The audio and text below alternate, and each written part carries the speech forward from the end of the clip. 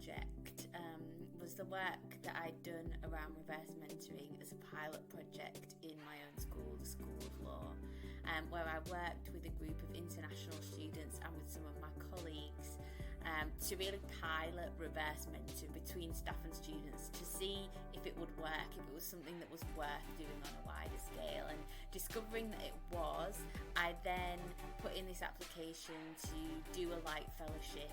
that would allow me to build on that initial work so that I could bring reverse mentoring to more staff and students across the school, but particularly so that I could work with students in this creation phase of the reverse mentoring and make sure that student voices, and a diverse range of student voices at that, were really embedded in the project from the start.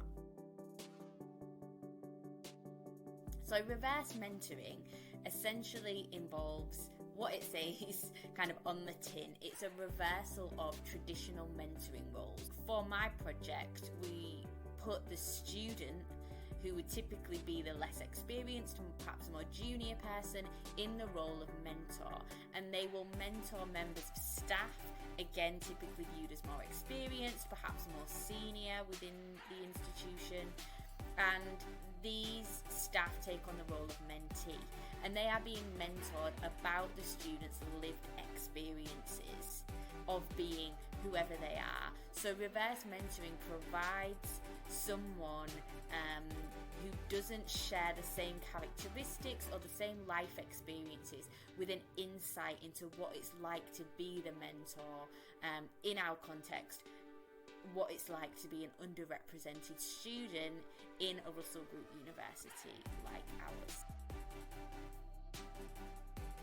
I took part in this project because it was something that I believed in. It was a chance to talk to students, it was a chance to talk, I felt, to a bigger voice that wasn't hearing me. Coming from a marginalised background, I always felt voiceless, powerless, and this gave me a chance to take my narrative back, so I jumped at it. Being a trans man in a university does feel isolating, and also being an ex-offender really doesn't help either. And I felt like the university didn't understand me, I felt like other students were wary of me, and I felt that it was something that was internalised in me. And this really gave me a chance to get my voice back and to have confidence. I chose to be a part of this project because, as someone from an underrepresented background, I think it's really important that our voices are heard and that we are able to be part of such a big change. What I love about this project is that it takes into consideration people of all different walks of life and different backgrounds, and this is vital to making a successful, inclusive university experience for all.